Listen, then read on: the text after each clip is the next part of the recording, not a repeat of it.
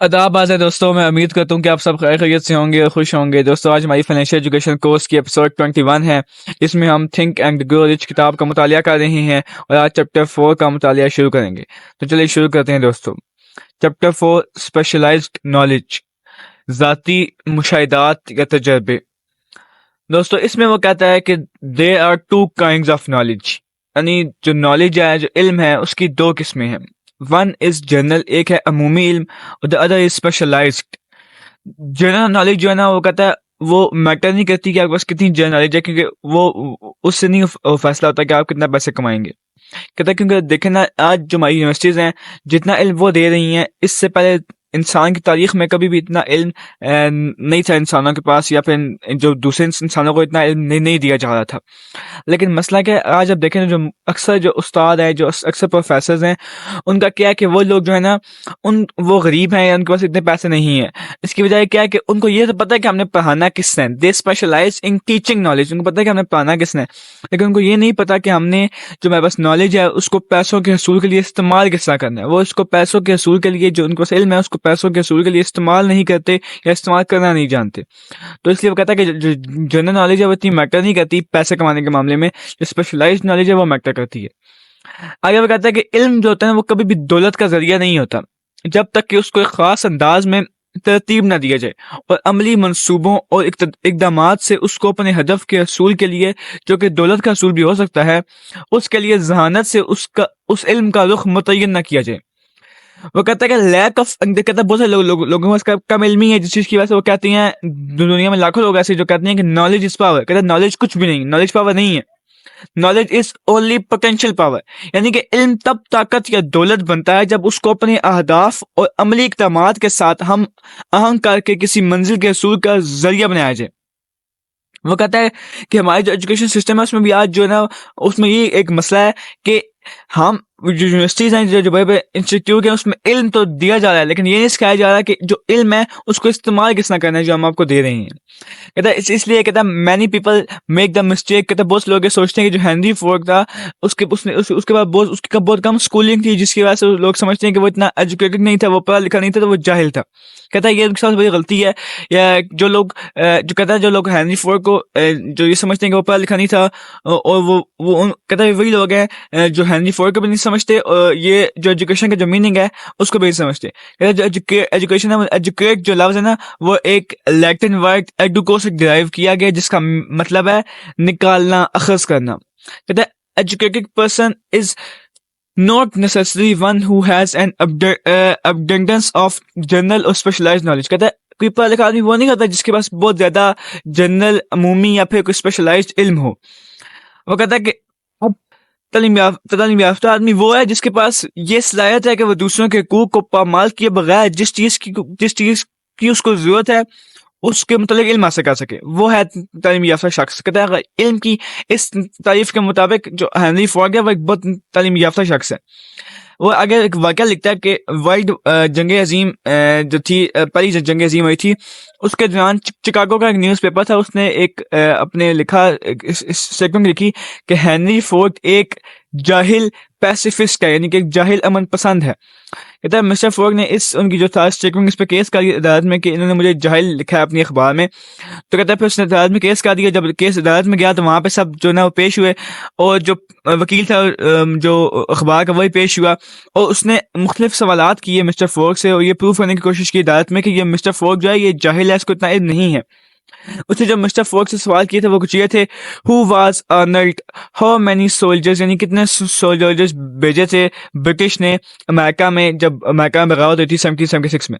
इसका जवाब फोर्ड ने कुछ यूं दिया कि मुझे एग्जैक्ट नंबर तो नहीं पता कि ब्रिटिश ने कितने भेजे थे, लेकिन मुझे ये पता है कि उनमें से बहुत सारे फौजी वापस नहीं आ सके थे। कहता है फिर इस तरह का वो बहुत सारा सवाल करता रहा, जिसके बाद जो है ना थोड़ा गुस्सा आ गया मिस्टर फोर्ड को, और उन्होंने जो मिस्टर फोर्ड थे उन्होंने अब थोड़ा सा झुक के और अपनी उंगली को उस जो वकील था मुखालिफ उसकी तरफ करते हुए कहा कि if I should really want to answer the foolish question, जो कहता है अगर मुझे इन सवालों के जवाब चाहिए होते, जो तुम बेवकूफाना सवाल में से पूछ, अगर मुझे इनके जवाब चाहिए होते तो मेरे जो ऑफिस है उसके टेबल पे बहुत सारी घंटियां पड़ी हुई हैं, मैं किसी भी वक्त सही घंटी को दबाकर उस बंदे को बुला सकता हूँ जो मेरे आंसर्स का जवाब दे, जो मेरे इन क्वेश्चंस का आंसर दे सकता है। कहता है कि वो मुझे कौन सा क्वेश्चन आंसर देगा, वो मुझे उन क्वेश्चंस का आंसर दे सकता है जिसकी मुझे ख्वाहिश है, नहीं जो मैं चाहता हूँ, जो मेरे बिजनेस से रिलेटेड है, जिसको मैंने अपनी पूरी जिंदगी दी है। कहते हैं अब तुम मुझे बताओ कि जब मुझे वो सारा इल्म जो ना वो मुझे दस्तयाब है, यानी कि मैं किसी भी वक्त अपने जो बंदे टीम है, मेरे बंदे हैं, उनसे अपने बिजनेस से रिलेटेड कोई भी अगर क्वेश्चन मेरे ज़हन में आता है तो उससे मैं उसके बारे में इंफॉर्मेशन ले सकता हूँ। तो ये सारी फजूल इंफॉर्मेशन मैं अपने जहन में डालकर मैं अपने जहन को कबाड़ खाना क्यों बनाऊँ। ये उसका इतना एक बेहतरीन पॉइंट था जिसकी वजह से अदालत में सन्नाटा छा गया और तमाम लोग ये मानने पे मजबूर हो गए और तमाम लोगों ने वहाँ जो बैठे थे उन्होंने ये कहा कि ये जो आंसर है किसी जाहिल का आंसर नहीं है बल्कि एक पढ़े लिखे शख्स का आंसर है। फिर आगे वो यही बात करता है कि एनी पर्सन इज एजुकेटेड, कोई भी शख्स एजुकेटेड हो सकता है, पढ़ा लिखा हो सकता है। हु नोज, जो जानता है कि वेयर टू गेट नॉलेज, कहाँ से नॉलेज ली जाए, व्हेन इट इज नीडेड, जब हमें जो इन्फॉर्मेशन चाहिए वो कहाँ से ली जाए, और फिर how to organise that knowledge into definite plans of action, फिर कैसे उस नॉलेज को अच्छी तरह इस्तेमाल करके अपने जो हम चाहते हैं मकसद उसके असूल के लिए इस्तेमाल किया जाए। फिर वो कहता है कि ना कि हेनरी फोर्ड के जहन में सारा इल्म था और ना किसी एक आम शख्स के जहन में किसी भी शोबे का सारा इल्म हो सकता है। इसलिए आपके लिए इल्म हासिल करना जरूरी नहीं है, बल्कि वो इल्म हासिल करना जरूरी है जो आपको आपके मकसद के असूल के लिए फायदा दे सकता है। वो कहता है कि the accumulation of great fortunes, कहता है खुशहाली और दौलत के लिए आपको चाहिए पावर, और पावर आपको मिलती है किस चीज़ से? पावर आपको मिलती है उस नॉलेज से जो आप हाईली ऑर्गेनाइज्ड वे में और बड़ी जहानत से हासिल करते हैं। कहता है लेकिन वो but that knowledge does not necessarily to have to be, कहता है लाजमी नहीं है कि वो जो नॉलेज है वो आपके जहन में हो, ठीक है, आप उसको ओन करते हो, लाजमी नहीं है। फिर कहता है कि जो मैंने ऊपर पैराग्राफ्स हैं, यानी कि जो मैंने ऊपर बातें की हैं, ये उन लोगों को आज के दौर में बहुत हौसला देंगे, हिम्मत देंगे, जो लोग इनका इतनी डिग्रीज नहीं है, जो इनकी प्रॉपर स्कूलिंग नहीं हुई।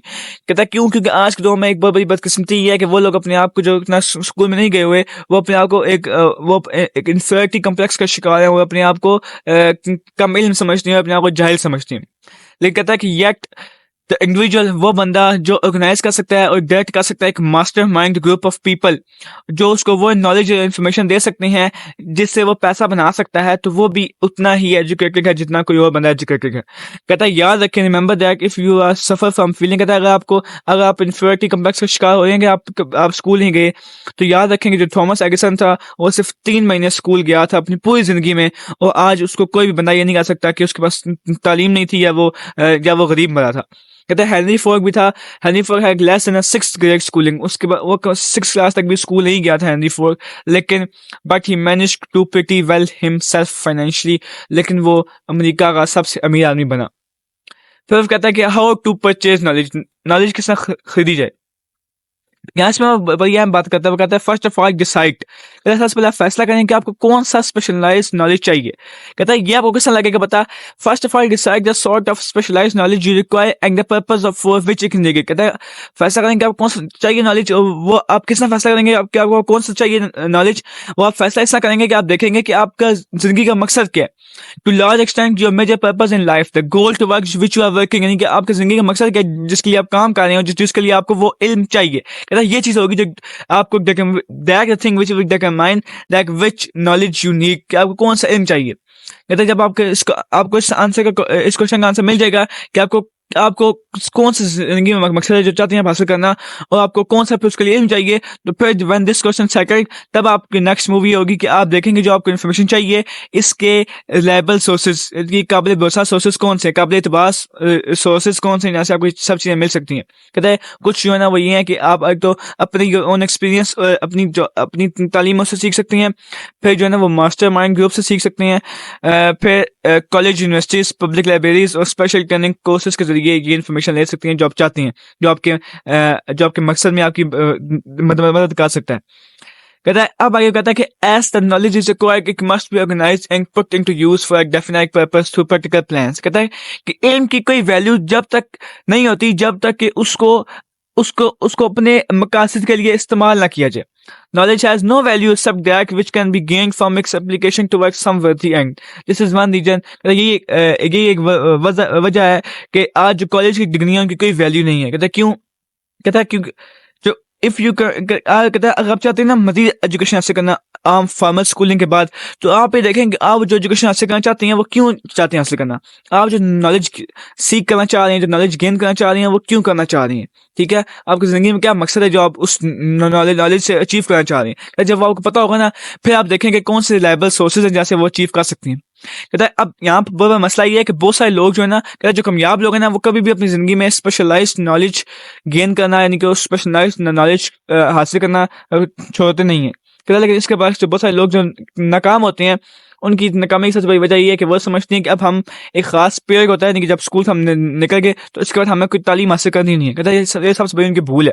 कहता है क्योंकि सच्चाई तो ये है कि जो फॉर्मल स्कूलिंग होती है वो आपको वो आपको ये सिखाती है कि जो तालीम आपने कैसे हासिल करनी है, आपने कैसे how to acquire practical knowledge. कहता है यही वजह है कि जो कामयाब लोग हैं वो हसूल इल्म नहीं वो नहीं इल्म हासिल नहीं करते, जो हसूल इल्म होता है वो उसको रोक लेते हैं। जो नाकाम लोग होते हैं, जो कामयाब लोग होते हैं, वो कभी भी हसूल इल्म नहीं रोकते, तो इसलिए वो ज़िंदगी में कामयाब रहती हैं। वो ज़िंदगी में अपनी आखिरी सांस तक जब तक वो मरते नहीं है वो इल्म हासिल करते रहती हैं। फिर वो कहता है कि आज की दुनिया बदल गई है, आज स्पेशलाइजेशन का दौर है। आज कंपनियां, बड़ी बड़ी ऑर्गेनाइजेशन डिग्री नहीं देखती बल्कि अपनी ज़रूरत को मद्देनजर रखते हुए स्पेशलाइज्ड इल्म रखने वाले लोग ढूंढती हैं। इसलिए आपको भी आज के दौर में स्कूल, कॉलेज या यूनिवर्सिटी के बाद फारिग नहीं रहना, बल्कि आपने अपनी पूरी ज़िंदगी स्पेशलाइज्ड नॉलेज हासिल करते रहना है। फिर चाहे वो आपको कोर्सेज से मिले, कॉलेज से मिले, यूनिवर्सिटी से मिले, आप उसको हासिल करके अपने मकसद के हसूल के लिए उसको इस्तेमाल करना है, उसको सीखना है कि आप किस तरह उस इल्म को अपने मकसद के हसूल के लिए इस्तेमाल कर सकते हैं। इसके बाद आता है जी हमारा next chapter, chapter 5, imagination, the workshop of mind. इसमें वो कहता है इमेजिनेशन के बारे में बताता है कि इमेजिनेशन जो है ना वो एक वर्कशॉप है जहाँ पे हमारे जो इंसानियत है उसके सारे प्लान्स बनते हैं। The impulse, the desire is given shape, जहाँ पे हमारी जो ख्वाहिश होती है उसको शेप दी जाती है। जहाँ पे the action through the egg of imaginative faculty of mind, जहाँ पे जो हमारे एक्शन होते हैं वो तख्लीक पाते हैं, उनको जो एक रूह होती है उसको एक जिस्म मिलता है। कहता है it has been said that anything can be created which a human being can imagine. कहता है ये कहा जाता है कि हर वो चीज़ बनाई जा सकती है जो इंसान सोच सकता है। Of all the ages of civilisation the one in which we live is the most favourable for the development of imagination because it is an age of rapid change on every hand we make contact stimuli which develop the imagination. कहते हैं जिस इंसानी दौर में हम आज जा रहे हैं, इंसान की पूरी तारीख में, जो इंसानियत की तो भी तारीख है उसमें जिस दौर में हम रह रहे हैं, ये सबसे बेहतरीन दौर है इमेजिनेशन की डेवलपमेंट का, क्योंकि आज के दौर में बहुत ज़्यादा रैपिड चेंजेस देखने को मिल रही हैं, जिसकी वजह से हमें बहुत सारी चीज़ें ऐसी मिलती हैं जो हमारा इमेजिनेशन को, हमारे ख्यालात को डेवलप करती हैं।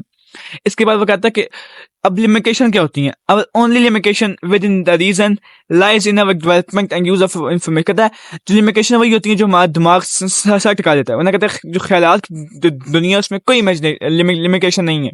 लिमिटेशन वही होती है जो हम खुद अपने ज़हन में बिठा देते हैं कि हम इससे आगे सोच नहीं सकते, वरना दुनिया जो हमारे ख्यालात हैं वो अल्लाह महदूद हैं, उसमें कोई लिमिटेशन नहीं है। वी हैव नॉट येट कहता है, लेकिन अब मसला ये है कि हम आज we have not yet reach the apex of development in youth. कहता है अभी तक हम मुकम्मल तौर पर इंसान नहीं सीखा कि किस तरह जो उसको पावर है इमेजिनेशन की, उसको किस तरह इस्तेमाल किया जाए। हम जो इस्तेमाल करते हैं वो बहुत थोड़ी सी पावर का इस्तेमाल करते हैं इमेजिनेशन की। फिर आगे बात करें, there are two forms of imagination. कहता है कि दो इमेजिनेशन की फॉर्म्स है, एक है सिंथेटिक इमेजिनेशन, एक है क्रिएटिव इमेजिनेशन। जो सिंथेटिक है वो है मसनूई। सिंथेटिक इमेजिनेशन क्या है, कहता है कि थ्रू दिस, इसके जरिए हम जो है ना ओल्ड कॉन्सेप्ट्स, ओल्ड आइडियाज लेके ना हम न्यू फिर उनको कंबाइन करके एक नया कॉम्बिनेशन बनाते हैं, नया आइडिया बनाते हैं। दिस फैकल्टी क्रिएट्स नथिंग, कहता है इससे कुछ भी नहीं हासिल कर सकते। ये it merely works with the material of experience, education and observation with which it is fact. कहता है ये फिर it is a faculty used most by the inventor. कहता है ये बहुत से जो होते हैं ना मौजूद वर्ड्स को इस्तेमाल करती हैं सिंथेटिक इमेजिनेशन को, सिवाय उन जीनियस लोगों के जो क्रिएटिव इमेजिनेशन को यूज करते हैं जब उनकी प्रॉब्लम सिंथेटिक इमेजिनेशन से हल नहीं हो सकती। कहता है कि जो क्रिएटिव इमेजिनेशन है वो क्या है, creative imagination through the faculty of creative imagination the finite human mind has direct communication with infinite intelligence. कहता है जो क्रिएटिव इमेजिनेशन है इसमें इंसान का जो महदूद दिमाग है ना उसका एक राब्ता कायम हो जाता है किससे, जो इन्फिनिट इंटेलिजेंस है, यानी लामहदूद ज़हानत है, उससे उसका राब्ता कायम हो जाता है इंसान के महदूद दिमाग का। It is the faculty through which जो ये कहता है, यही जो क्रिएटिव इमेजिनेशन है जो हमें मोटिवेट करती है, इंस्पायर करती है, जो हमें मोटिवेशन जो इंस्पिरेशन हमें मिलती हैं, हमारे दिमाग को रिसीव होती हैं, वो इसी इमेजिनेशन की वजह से होती हैं। कहता है it is by this faculty, इसी फैकल्टी की वजह से होता है कि जो न्यू आइडियाज या जो बेसिक और न्यू आइडिया जो ना वो इंसानियत को मिलते हैं, या हाँ हम नई आइडियाज तक पहुंच सकते हैं। ये कहता है it is through this faculty that through vibrations और influences from the minds of other are received. कहता है यही जो है ना क्रिएटिव इमेजिनेशन है, जिसकी वजह से हम जो है ना दूसरों के माइंड को इन्फ्लुएंस कर सकते हैं, उनको मुतासर कर सकते हैं। It is through this faculty that one individual may tune in और communicate with the subconscious mind of other. कहता है यही वो इमेजिनेशन है जिसकी वजह से हम दूसरों के दिमाग को भी मुतासर कर सकते हैं, और जो दूसरे लोग हैं हमें जो सुनते हैं उनको भी हम मुतासर कर सकते हैं अपनी बातों से, अपने ख्यालात से, अपने आइडियाज से। ये था जी दोस्तों इसका चैप्टर 5। इसके बाद है चैप्टर 6 जिसका मुतालिया हम इंशाल्लाह अपनी अगली वीडियो में करेंगे। तो अगर आपको मेरी ये वीडियो अच्छी लगी है, मेरी काविश पसंद आई है, इसको लाइक करें, इसको ज़्यादा से ज़्यादा शेयर करें, और इस तरह की मजीद वीडियोज़ देखने के लिए हमारे चैनल को सब्सक्राइब कर दें ताकि आपको इस तरह की मजीद वीडियोज़ मिल सकें। और तब तक अपना ख्याल रखें, खुश हैं, मिलता हूँ आपसे अगली वीडियो में। अल्लाह हाफिज़।